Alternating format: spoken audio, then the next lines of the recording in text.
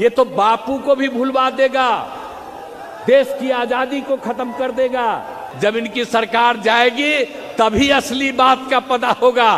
सारे मीडिया वाले भी असली बात बता देंगे कि क्यों गड़बड़ होता था, क्या किया जाता था, ये लोग भी सारी बात बता देंगे। आजकल खाली दो गो नेता कहलाते हैं, एगो प्रधानमंत्री कहलाते हैं, एगो गृह मंत्री कहलाते हैं। अतः आ करके यहां भाषण दिए थे, क्या क्या बोले थे, तो आज फिर कहीं और भाषण दे रहे हैं। अब आप ही जरा बताइए क्या अनुभव है इन लोगों का। 2021 में पहली बार ये राजनीति में आया, राज्य मंत्री बने, कितना दिन का अनुभव है।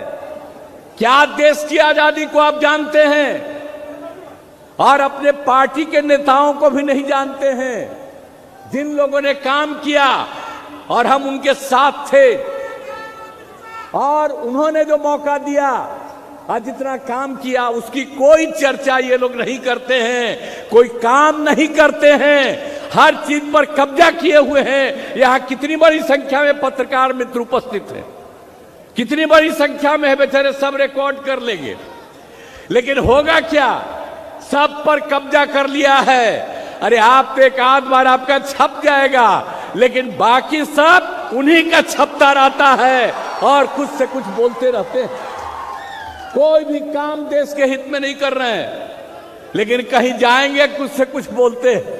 अब हमको तो इतना बुरा लगता है, अब यहां आकर के क्या बोल दिए।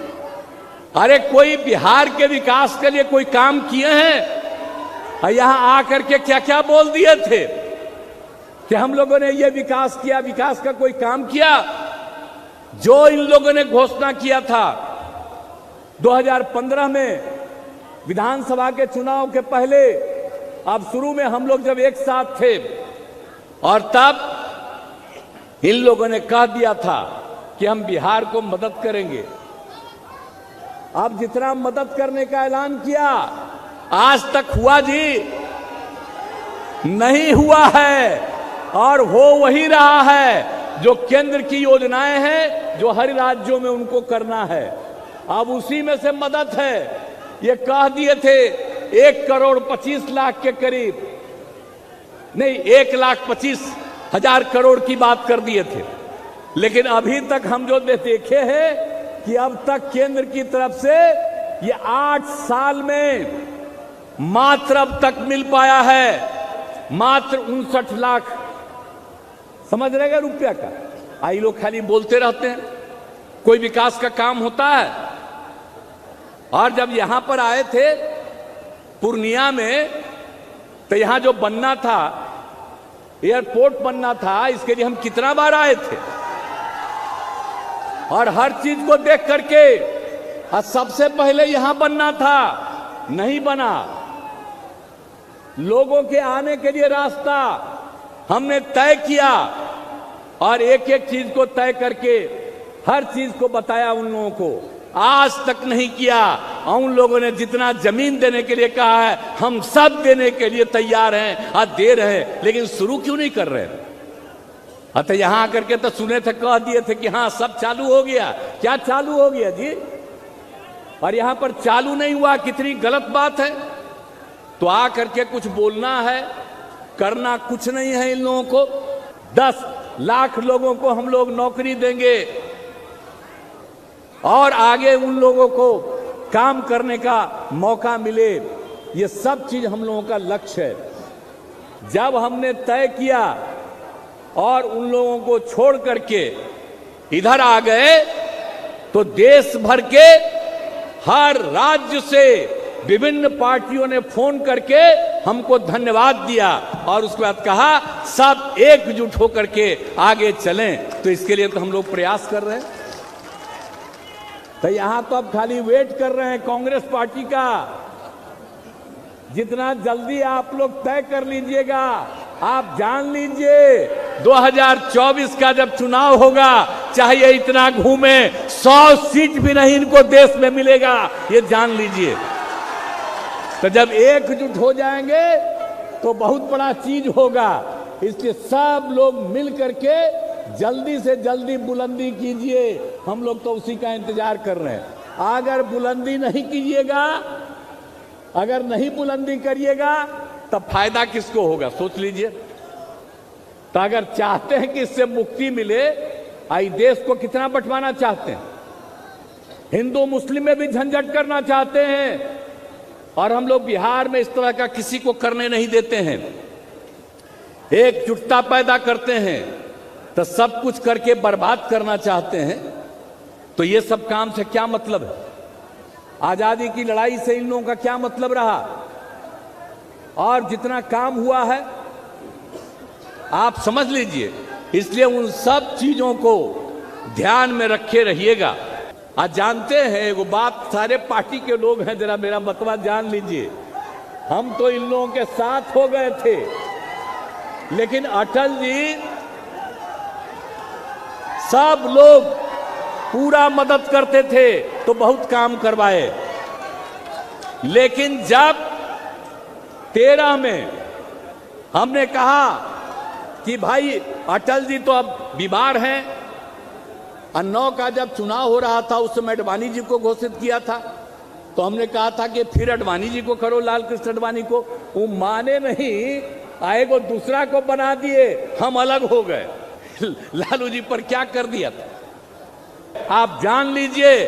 अब जीवन भर आप लोगों के हित में हम काम करेंगे। व्यक्तिगत रूप से मेरी कोई ख्वाहिश नहीं है, मेरी एक ही ख्वाहिश है कि देश आगे बढ़े, और देश को आगे बढ़ाना है और समाज में एकता और एकजुटता पैदा करना है। तो आपको बीजेपी से मुक्ति कराना पड़ेगा, और उससे मुक्ति कराना है इसलिए अधिक से अधिक हम सब एकजुट हो जाएं। अरे बिहार में तो हम लोग एकजुट हैं, बिहार में जितना हम लोग एकजुट हैं, लोकसभा का चुनाव होगा तब बिहार में उनको कुछ नहीं भिटाने वाला है, इस सब मत चिंता करिए। लेकिन इसी तरह से सब जगह कर लीजिएगा तो बाकी सब जगह भी यही नतीजा आएगा। कह दिया मेरे बारे में कि जॉर्ज फर्नांडिस साहब को धोखा दिया, भला बताइए तो। अरे भाई जनता दल से अलग हुए 1994 में, तो उन्हीं के नेतृत्व में तो अलग हो गए थे हम तो जनता दल में ही थे, जनरल सेक्रेटरी थे, पार्टी के हम डिप्टी लीडर थे, कुछ राज्यों के हम इंचार्ज थे, लेकिन उन्हीं के साथ तो हम चले गए।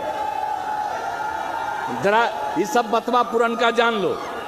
तो ये चीज जो उन्होंने किया, हमको कहा कि उनके खिलाफ है। अरे उन्हीं के साथ तो हम थे। फिर हमको कहा जीतन राम मांझी को धोखा दिया। अब जरा बताइए तो मांझी जी को हम छोड़ करके अब मांझी जी को हम बनाए वहां का बिहार का मुख्यमंत्री। अब जरा बताइए, छोड़ दिया। आज जीतन मांझी तो साथ हैं, आप बीच में बेचारे उनके साथ गए तो क्या किए? आपने जीतन मांझी को कुछ किया? आपके साथ भी थे तो कुछ बनवाए इनको?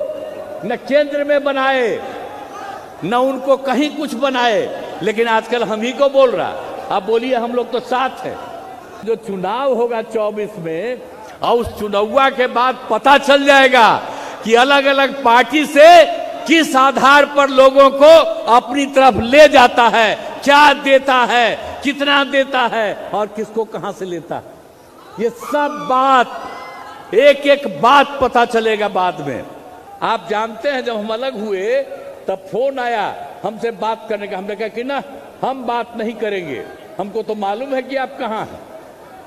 7 निश्चय का किया, 7 निश्चय 2 का कर रहे हैं, आगे सबको नौकरी देने का, रोजगार देने का सब कुछ कर रहे हैं और सबको आगे बढ़ाएंगे। इसलिए आपको हम आश्वस्त करना चाहते हैं। आप सबको बहुत बहुत धन्यवाद। मैं अपनी बात समाप्त करता हूं। शुक्रिया। TV10 भारत, सच की ताकत।